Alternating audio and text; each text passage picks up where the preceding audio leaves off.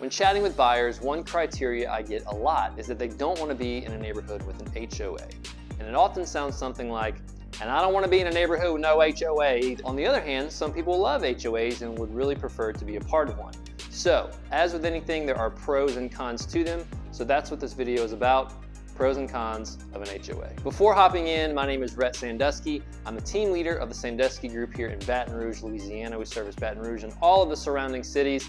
So we would love and be honored if you would subscribe to this channel. Give us some feedback, give us some comments, give us some thumbs up, all that jazz. So without further ado, let's hop into it. So I keep saying it, HOA. For those of you who live under a rock who may not know what it is or just haven't been engulfed in homeownership or haven't bought a house yet, HOA is Homeowners Association. It's essentially a group of elected officials that live in the neighborhood, and it's kind of like a mini government in the neighborhood. Their job is to maintain the budget, just kind of maintain order within the neighborhood. And you can imagine, with any sort of government similarity, that there are pros and cons to it. There is a stigma to it. So let's dig into it. We'll start with the cons of an HOA. Con number one is that you feel like you lose a sense of freedom and flexibility with your land. Hey, it's the American dream. You own a piece of land and real estate, and you don't necessarily want other people telling you what you can and can't do with it. So I'll give an example. I do live in a neighborhood with an HOA, and I got a letter one day saying my grass was a little high around my mailbox and that I had to cut it pretty soon.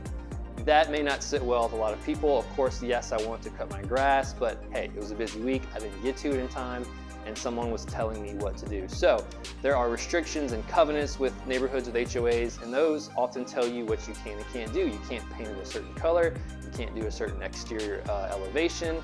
If you want to put a fence, it has to be a certain material. So there are certain parameters of what you can and can't do with your land, and some people don't want that. They want the freedom to do whatever they want to do with their house. Con number two is that yes, they are an extra expense. So depending on the type of neighborhood that you live in, you could have a pool, a rec center, a clubhouse, walking trails. All those things have to be maintained and they do cost money. So that is what your HOA dues cover. Again, it can be pretty high, it can be pretty low depending on your neighborhood, but it is another number to factor into your budget when you are considering when and what to buy. Con number three, which could be a pro as well, is that the HOA is only as strong as the board members and the people that are elected. As I mentioned, they are people that live in the neighborhood that are elected, and it's a volunteer position. They're not getting paid for it. It's not like an apartment management staff. These are people who are voted.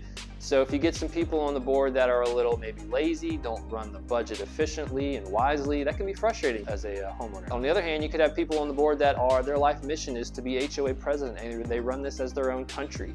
And that can be good and bad as well, but they're gonna make sure the budget is used wisely. They're gonna make sure things are clean. But at the end of the day, your HOA is only as strong as your board. Now let's talk about the pros. HOAs aren't always that bad. Pro number one I have is that they are designed to keep the neighborhood clean and orderly. A lot of people, have the desire to keep their house well kept, their lawn cut, their landscaping always fresh, their paint always fresh. But you could have a neighbor next door who doesn't exactly share that same desire.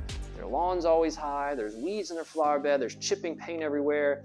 And HOA is designed to make sure all of the houses maintain just really good condition. They want it to be an inviting space to walk into or to drive through. If you didn't have an HOA, there's no one to tell your neighbor not to do those things. No one to say, hey, you can't park your RV in your front yard.